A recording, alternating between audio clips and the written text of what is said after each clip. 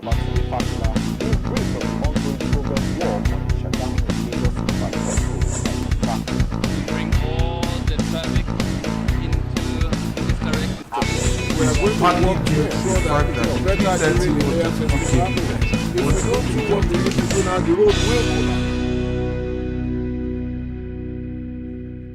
day and welcome to another edition of Infrastructure Weekly. I am your anchor, Sarah Yeku. On the program today, we will, as usual, be taking you through the activities of the Buhari administration in the area of infrastructure development. Let's take this break. When we come back, we'll hit the ball rolling. Stay with us. Coming together of opportunities, and this is what infrastructure is the backbone of development, which explains the Buhari government's effort at bridging the facility gap. Infrastructure Weekly is a television package designed to bring you latest information on hundreds of development projects going on in various sectors all over the nation. There is no state in Nigeria today where you will not see our contractors busy at work. Power generation, rural electrification, road rehabilitations, national housing scheme, construction of roads and rail lines across the country, you name it. We are now able to produce 7,000 megawatt of power. That is no longer debatable. Infrastructure Weekly is Nigerians working together for a better Nigeria. So be better informed to take better informed decisions. Watch Infrastructure Weekly, showing on Channels Television Thursdays 2:30 p.m., NTA Network Wednesdays 5 p.m., and QTV News Fridays at 8 p.m. Infrastructure Weekly, making development known. Welcome back. With an initiative to develop the power sector, make life more meaningful for all Nigerians, and also develop small and medium-scale enterprises, the federal government is partnering with the Japanese government to attract more investment into the sector. Minister of Power Works and Housing, Babatunde Fashola, disclosed this while commissioning the 60 MVAR capacitor bank at the Akpo Power Station in Abuja. The minister also added that about 90 power projects will be commissioned under the auspices of the Transmission Company of Nigeria to increase the quality of power supply. The national electricity output in the last 2 years has increased as a result of efforts by this present administration through its Ministry of Power Works and Housing. The Minister Babatunde Fashola at the commissioning of the 60 MVAR capacitor bank completed in partnership with the Japanese government emphasizes on President Buhari's targets to stabilize power supply for Nigerians through the incremental power roadmap. Now, why are we here? We are here because we promise incremental power. We are here because we promise to make it better. And not only have we improved the quantity of power that is available, we have improved the quantity of power that is transported, we have improved the quantity of power that is distributed. But our work is not finished. It is one thing to have power. It is another for the quality of the power to be good. And today, we come to address quality of power. This administration maintains that with support from stakeholders, it is ready to do more to increase transmission capacity and aid distribution of electricity to Nigerians. I am very glad to witness, together with the Honorable Minister, Mr. Fashola, the completion of the project through the power sector support. I understand currently the national electricity output has substantially increased compared to 2 years ago. The World Bank, in addition, identified Nigeria as one of the countries that made remarkable progress in the Ease of Doing Business Index. This project will stabilize the power supply in the regions served by those substations and is expected to provide stable power supply to approximately 7,000 households by improving the power supply capacity and reliability. The Ministry of Power Works and Housing, through the Transmission Company of Nigeria, promises to roll out about 90 more projects nationwide to increase the quality of power supply in the country. This capacitor bank that is being commissioned today is actually done jointly with also another capacitor bank in Kefi.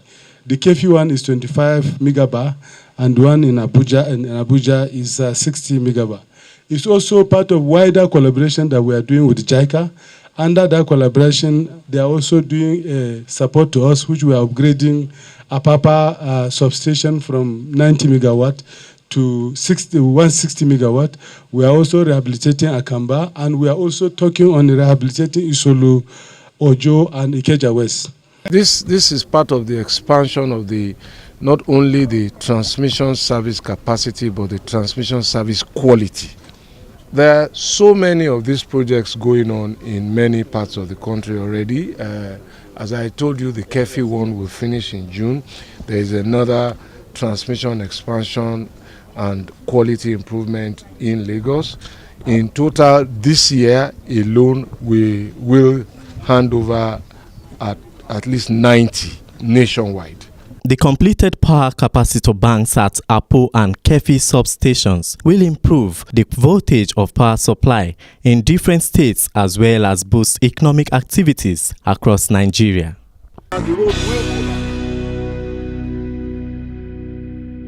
For inquiries, comments and feedback, you can get in touch with us on our Twitter handle at infra_weekly or on Facebook at facebook.com/infrastructureweekly. Still in the power sector, the 700 megawatt Zungeru hydropower project is on and is a statement of intent and commitment by the federal government to ensure that Nigerians have access to electricity in order to increase local production. Let's take a listen to this report on the current status of the project. The power sector had been experiencing serious crisis in the past. Now, the President Muhammadu Buhari-led government is one that understands the sector plays a critical role to the economic growth and development of the nation. This present administration is intervening through commendable efforts such as the signing of new contracts aimed at improving the power situation in the country. The Ministry of Power Works and Housing, on the bid to meet Nigerians' concern for product delivery, is working tirelessly to ensure the completion of the Zungeru hydropower plant. A project with the federal government in collaboration with China entered into a partnership agreement to build a 700 megawatt hydro electricity generating plant in Zungeru, local government area of Niger State. The Zungeru Dam project, first conceived in 1982, was abandoned due to lack of funds. But with the intervention of the Buhari-led administration in taking responsibility to co-fund the $1.3 billion deal with the China's Bank Construction, activities at the plant site are ongoing with a target to improve on efforts to deliver efficient power supply services to Nigerians. So good, we have paid 35 communities for their crops, economic trees and crops. So the next stage now, we are going to pay them for their buildings. The federal government has set up a committee in collaboration with Niger State government to interface with the contractor and the host communities with a view to make compensation payments to the affected communities to ensure smooth running of the construction project. They are under construction and we are going there so that you can see what federal government is doing for them. Federal government is providing them school, providing them health center, providing them borehole. You understand? Then they are going to do the roads for them, internal road, so that the lateral road along all the community, and they are going to give each person his own land, and they are going to give them money. The money for their houses they are going to demolish. They are going to give them money to go and build another one the way they want it. The dam excavation project is complete, and the first turbine of the 6 turbines expected to be installed at the power plant would be running from December 2019. With this developmental progress, there will be an increase in power generation as well as improvement in agricultural activities, thus boosting the economic well-being of the nation. Local contractors say plans are reaching advanced stages to build 36 settlements for the 93 communities identified to be affected by the project.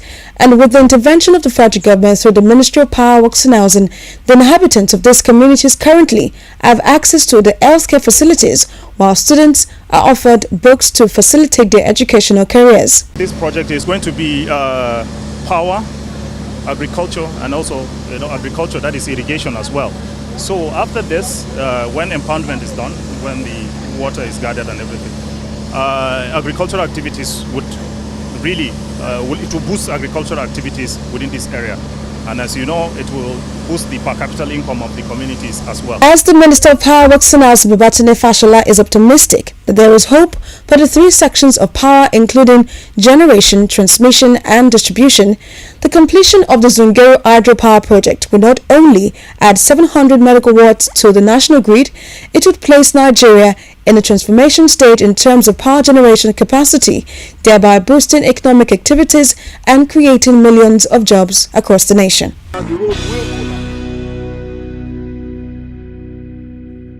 Let's take a look at the development in the work sector, but after this break.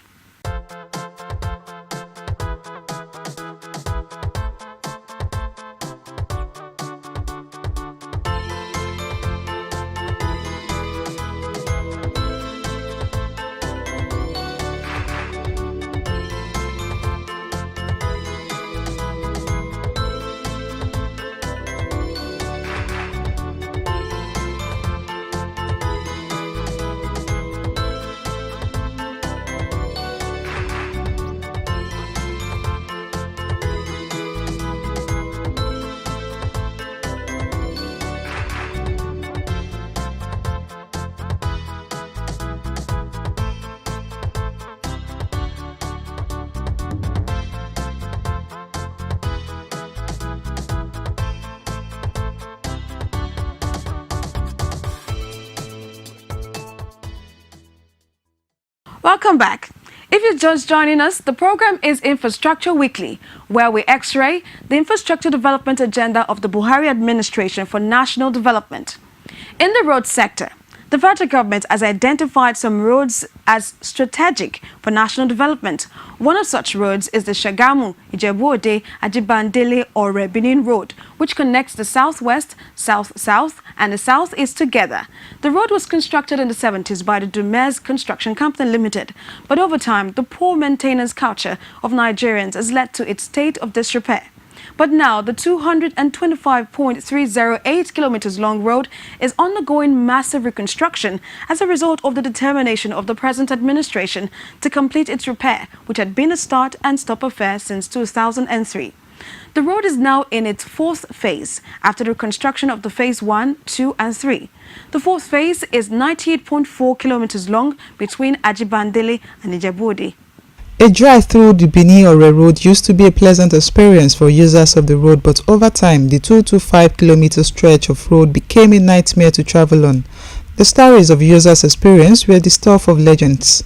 But since the return of democracy, the road has also become a byword for alleged diversion of public funds with no appreciable impact on the state of the road.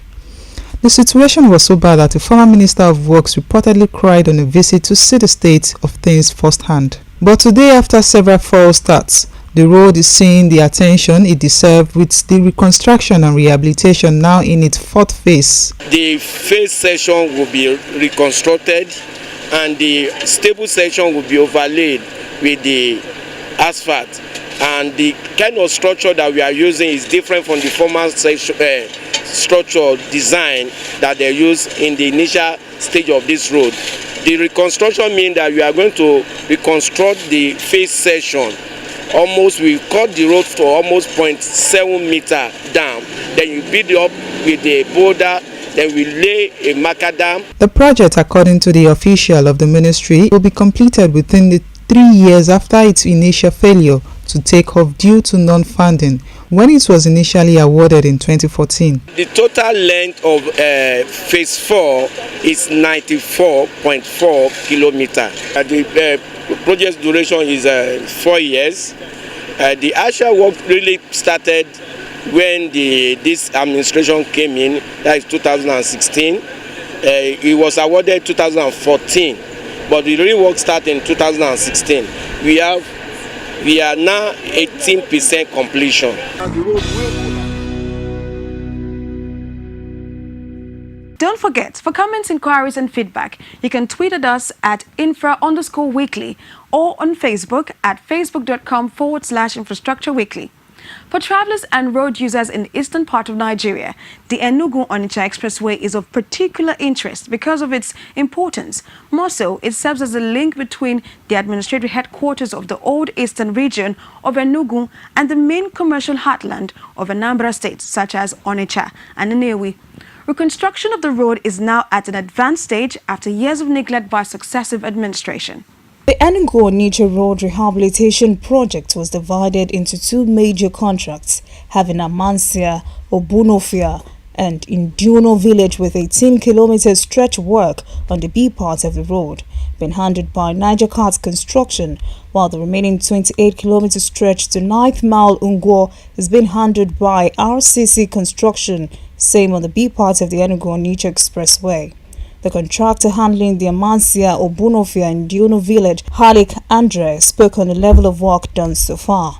The supervising engineer from the Ministry of Power, Works and Housing also spoke on how the ministry is ensuring compliance to maintain standards. Old rate, 2009 rate, yes, which we can't use it for now.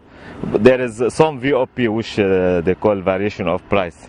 We have some in the BOQ and the BME, but the VOP it can't reach for us to finish the job. We are almost 62% of the job completed. Like I formerly said, on this Enugu-Onitsha bound, there are two contractors here. This section 2, the outstanding section is being handled by RCC, which is about 58 kilometers.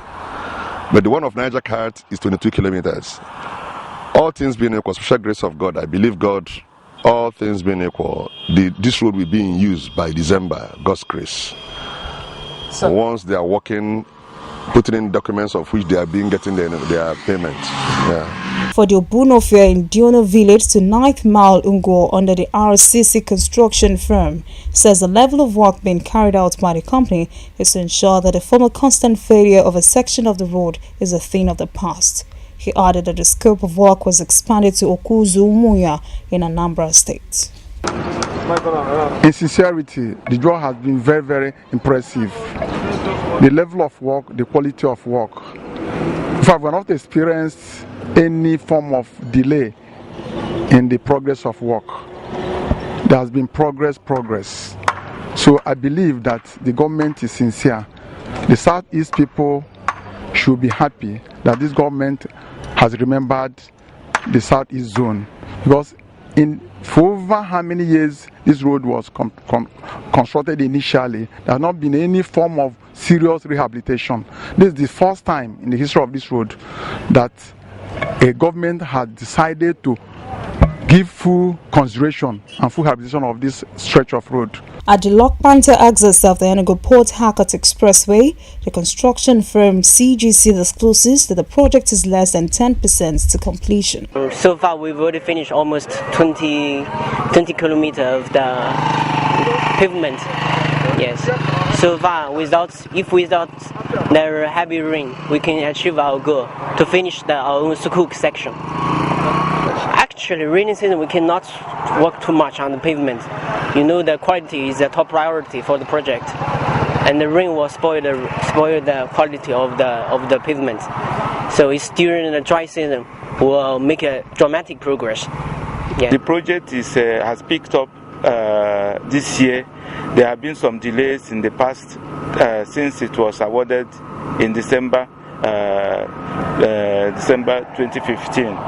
It dragged because of funding, but by around October 2016, the present administration released some funds which kick-started the project again, and the contractor is really trying to make the best use of the period. It's making serious progress, true, because it's the APC government that released the funds in October that have kick-started the movement of that's the progress of the project. So the project is going very fast. So far up to today, we have achieved up to 7.25% completion of the project, and they are progressing, except just for the disturbance by the rainy season. The contract was rewarded in 2016 and 2017 and will, according to the contractors, be delivered in recorded time. So much for the work sector. We'll be back with reports on the pace of work on the National Housing Project in Gombe and Bauchi states. Don't go away.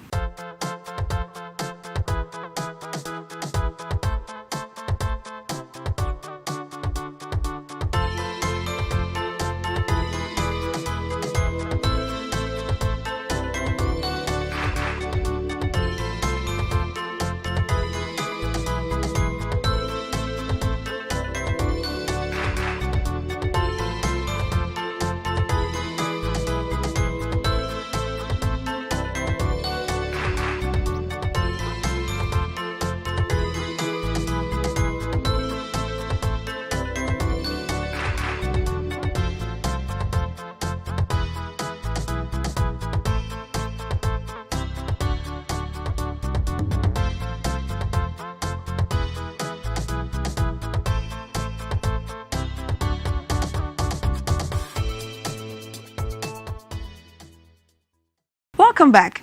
The National Housing Program is currently on in 33 states of the Federation, with its steady site in Gombe and Bauchi states to see the scope of work being done and how the project is empowering the host communities. Members of the communities are commending the federal government for the initiative, describing it as God sent. As President Buhari administration is fast-tracking the construction of houses under its national housing programs with adequate funding, the Ministry of Power, Works and Housing is ensuring that the construction works are ongoing all over the country. The Federal Ministry of Power, Works and Housing has expressed satisfaction on the pace and quality of the ongoing 76,000 units under the federal government housing program in Gombe State. And that is the essence, so that the local content will be enhanced, and with time, the Nigerian engineers will be able to take over and take full control of some of these jobs. And that is the essence of this exercise, that even the Nigerian is being invited to witness the fact that some of the engineers who are working are also Nigerians. The National Housing Program site here in Gombe, whereby we have 76 units total, and out of it we have 4 number 1 bedroom, and then we have 48 2 bedrooms and 24 3 bedrooms. 4 out of the projects have been completed. They've assumed practical completion. This project started 2017, and right now, as you can see, it is at various stages of completion. We thank God the program went fine.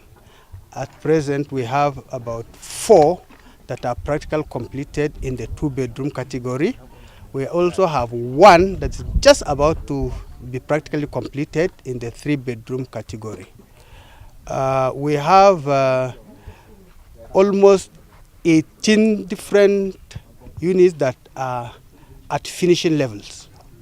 What I mean by finishing level, they have put down their windows, doors, start rendering, and about to paint. We believe by the middle of March or beginning of April, most of them will be ready for occupation, or that they have assumed practical completion. We have almost getting to 1,000 people that are here on site, ranging from artisans, professionals, laborers, vendors of various building materials, food vendors, and the rest of them. The 76,000 units near completion are made up of 1, 2, and 3-bedroom apartments, and the government is working towards making it affordable for civil servants at all levels. Stakeholders and beneficiaries at the site commend the federal government for the project, as it has helped in providing job opportunities for over 500 artisans in Gombe. A total of 40 blocks, which means here in Bauchi will be able to accommodate a total number of 80 number housing units. In addition to the building, we also have provision for infrastructure, where we intend to do construction of the road. As you can see, what work is ongoing on the road work. In addition to road, we will provide electricity and equally provide water supply.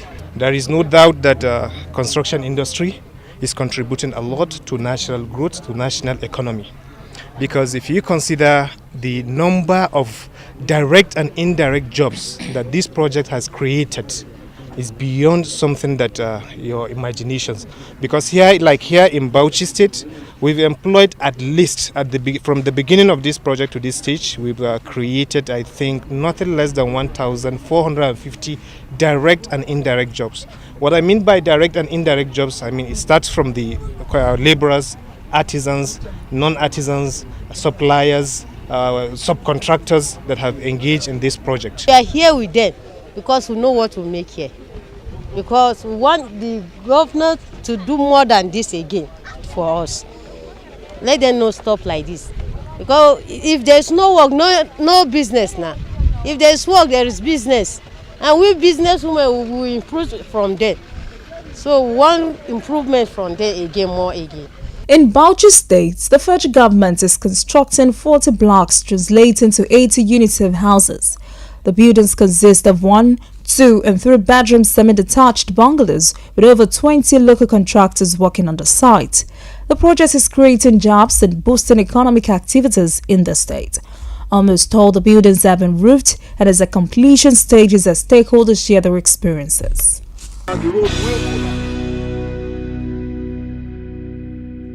And that's all we can take on today's episode of the program. Thank you so much for staying tuned. Let's continue the conversation on Twitter at infra_weekly and on Facebook at facebook.com/infrastructureweekly.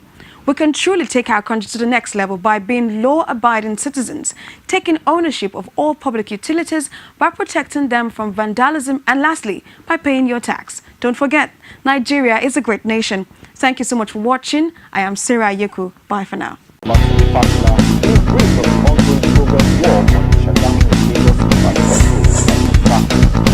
all the traffic into this direction. We are going to work to ensure that better the road